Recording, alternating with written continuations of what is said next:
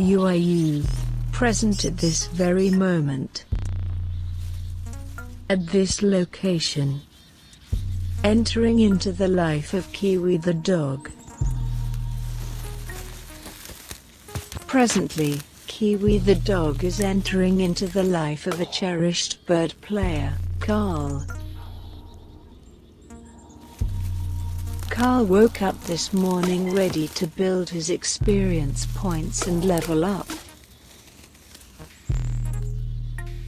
Little did he know, he would be colliding two worlds as an unintentional interloper.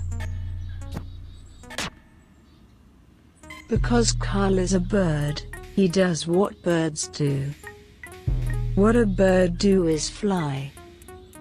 But first learn what falling is.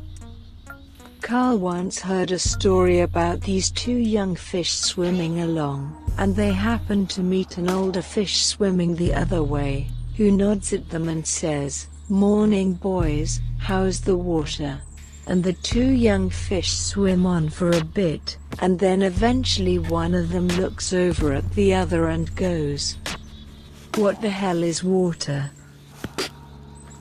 Perhaps, Karl thought, there is a lot more to learn than I realize. Karl also did not know what getting eaten was, either. He had a strong sense that he didn't want to find the answer to this mystery. Kiwi was also thinking on a similar item, though opposite, as in, what would it mean to eat this bird? As Karl outerlopes through the fence of impenetrability, Kiwi has chance for more adventures on this day, but will take a back seat to Chuck the dog.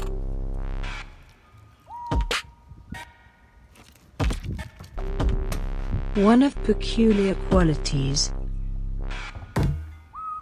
This dog is housed in a small package for such a large personality.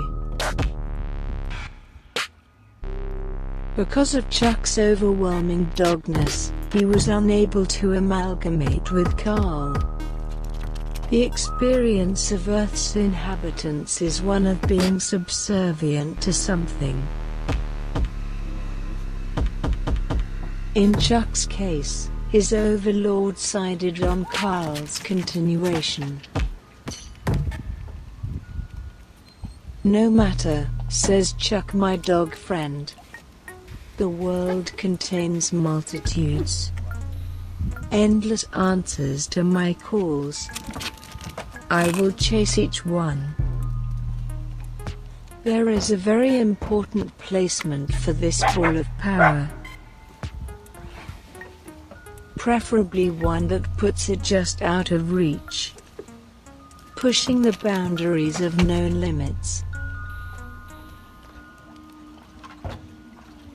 This dog's body is not suited for the intricacies of preventing drowning. Chuck cannot be the fish, nor do what the bird do. But he can continue to live every moment as a dog.